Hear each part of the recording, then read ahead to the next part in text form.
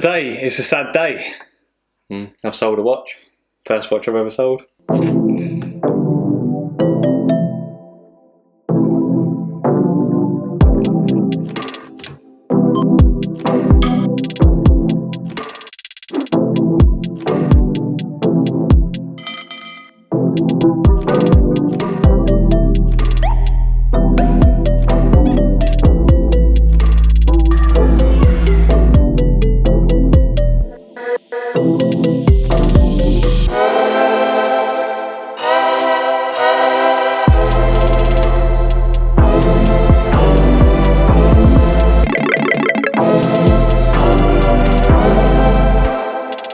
Hello, we're Clockbait. I'm Luke. I'm Anthony.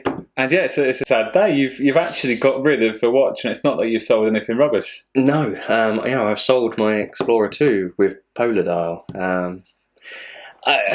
We was going to do...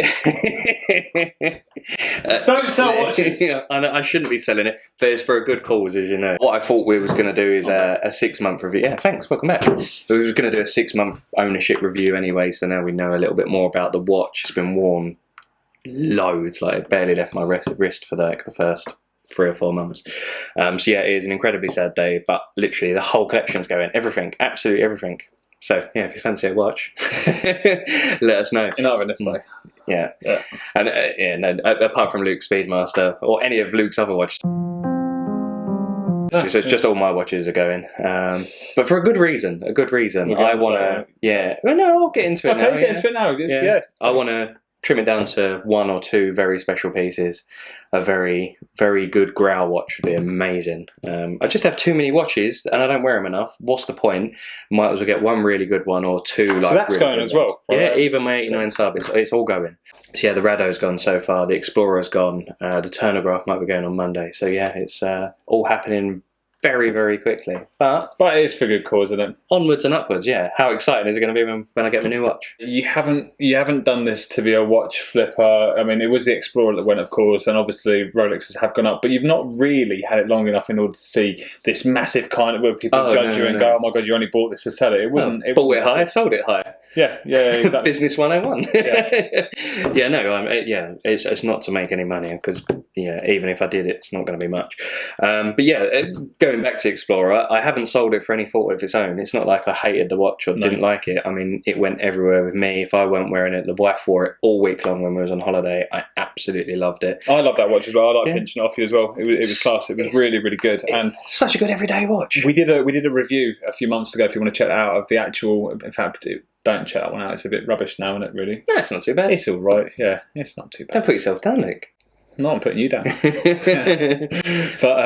we thought. I mean, a lot of people do like a 6-month review, and that's when you first got it. That was almost like an initial impressions review. You just had like a week, days, but it's always nice to look back at things and think. In fact, you've had it for a long time now to gel with it and see how it is. And I thought it was an awesome watch, but I totally get your reasons for selling it.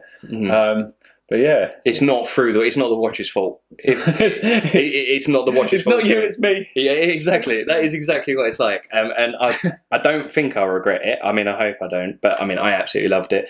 There wasn't anything I could say was crap about the watch apart from the clasp, the finishing, the build quality. Yeah, it was a great characterful watch, but it was 1997. Okay, so nothing was wrong apart from the clasps, the build quality, and the finishing. So, I mean, the B-roll, if you ever look at the B-roll with the hands, they're dreadful. What? Did it have going for it then? It's a Polar Dial and had Rolex on it.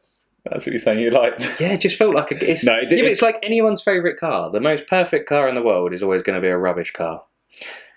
And it's the same with watches. It doesn't make it a rubbish item. It just has its faults, right? It's more than the sum of its parts, I think, is what I'm trying to say. Yeah. It's a watch that we both love. Everyone loved it. It's such a good-looking watch. Quirky, very quirky, especially for a Rolex. And do you know what? It's a good summer watch. Even though it's got the Polar Dial, can you really wear it in a lot of you're in your architect's.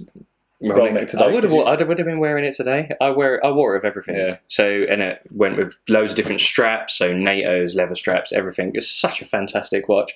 It was the right size, the right weight. Yeah, the GMT was kind of a pointless function. Even when I went on holiday, I didn't use it, but it's still cool. I like looking at the big red hand. It's nice. I think it was it's an awesome looking watch, and what it is, like you said, it's the perfect size. It hits that sweet spot, that 40 mil. Yeah, and if anyone's tried on like the newer Explorer 2s, they're too big. They're too big. Yeah, I don't like it. Now I'm used to the older pre-maxi case Rolexes. I think they're so much nicer. The markers look smaller. Hasn't got that janky orange colour on it as well. Orange on the watch. Go away. No, not for me. Not for me at all. No. Do you not have any orange watches? No, definitely not.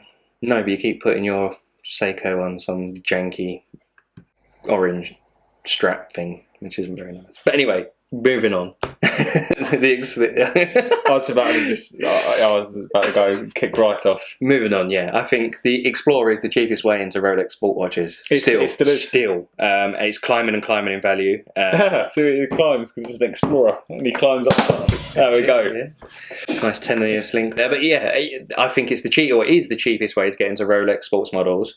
And it's a fantastic watch. I didn't like it any less than I do like myself. No, I agree. I wore it just as much, if not more than myself. Yeah, it felt just as good. I mean, it's got the GMT Master 2 movement in it, so it's not like it's lacking with a crappy movement. It's a proper movement. But yeah, mine was Tritium, 1997. So pre-Super Luminova and just Luminova. So, but it still had good lume, actually. It wasn't too bad. No, it worked really well. Yeah. So if you're looking for an Explorer 2, buy one. Just do one. Even if you want to run it for like 6 months, like you say, it's just a nice thing to tick off the list. It's lovely to have, yeah. But I mean, as a daily wearer, they wear really well. Like you say, you went to work a few times, you've worn it. You were on holiday, you went to Crete, and that come out of you? Yeah, wore it working on a car, wore it doing housework, gardening, everything. It's just robust. You didn't mind if you knocked it. It's just the new owner might. Yeah, the new owner might. No, I'm sure it'll be fine. But yeah, don't ever discount the Explorer 2 just because you think it's the cheaper sports model, because it's very characteristic. They won't be for long, mate. And it won't be for long. Yeah, they are catching the subs up fast, and I wouldn't be surprised if they ever took them actually. No. So yeah, if you enjoyed our ranting, it's more of just a talk today, isn't it? Yeah. Really, rather than a review, it's just more of a chat. Yeah, so visual podcast, if you will. If you enjoyed our visual podcast and our B-roll, subscribe for plenty more to come, and we'll see you again soon. Bye.